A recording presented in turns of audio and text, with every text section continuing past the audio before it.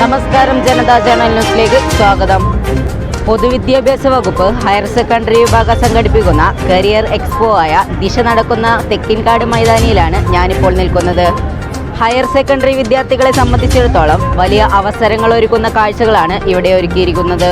+2 പഠനം പൂർത്തിയായാൽ വിദ്യാർത്ഥികൾക്ക് ഏതൊക്കെ വഴികളിലേക്ക് തിരിയണമെന്നതിനുള്ള നിർദ്ദേശങ്ങളും പ്രദർശനങ്ങളും ഇവിടെ നിന്ന് ലഭിക്കുന്നു. IIT, IIM പോലുള്ള വൻകിട സ്ഥാപനങ്ങളുടെ സ്റ്റാളുകൾ, അതുപോലെ തന്നെ രാജ്യത്തെ വിവിധ പ്രീമിയം ഇൻസ്റ്റിറ്റ്യൂട്ടുകളുടെ സ്റ്റാളുകൾ, സയൻസ്, കൊമേഴ്സ്, ഹ്യൂമാനിറ്റീസ് വിദ്യാർത്ഥികൾക്ക് അവരുടെ അഭിരുചികൾക്കനുസരിച്ച് കോഴ്സുകൾ തിരഞ്ഞെടുക്കാൻ വഴിയൊരുക്കുകയാണ് Disha. Naduvattam government Janata higher secondary സ്കൂളിൽ നിന്നും ദിശയിൽ പങ്കെടുക്കാൻ 45 കുട്ടികളാണ് പോയത്. പൊതുവിദ്യാഭ്യാസ വകുപ്പ് ഹയർ സെക്കൻഡറി വിഭാഗം career guidance and adolescence counselling cell സംഘടിപ്പിക്കുന്ന ദിശ ഹയർ സ്റ്റഡി എക്സ്പോ പുത്തൻ അറിവുകൾ പകർന്നു നൽകി.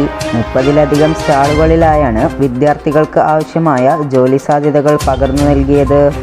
സംഗീതം, സിനിമ, കലാരംഗം, ട്രാവൽ ആൻഡ് ടൂറിസം എന്നിങ്ങനെ പ്രത്യേക മേഖലകളെക്കുറിച്ച് ക്ലാസുകളും നടന്നു. സംഗീത സംവിധായകൻ Alphons, KR Narayanan national institute director PR Jijoy, Kalamandalam vice chancellor professor P Anandakrishnan, sports psychologist Sony John, career guidance and adolescence counselling faculty P Jyothish Kumar എന്നിവർ വിദ്യാർത്ഥികൾക്ക് ജോലി സാധ്യതകളും അറിവുകളും പകർന്നു നൽകി. 4 ദിവസം നീണ്ടുനിന്ന അറിവിൻ്റെ പൂരമായി മാറിയ ദിശ ഇന്ന് ഒക്ടോബർ 8 സമാപിക്കും. ജനതാ ജേണൽ ന്യൂസിന് വേണ്ടി ക്യാമറമാൻ ഫാസിലിനോടൊപ്പം ലാസിൻ അഹമ്മദ്.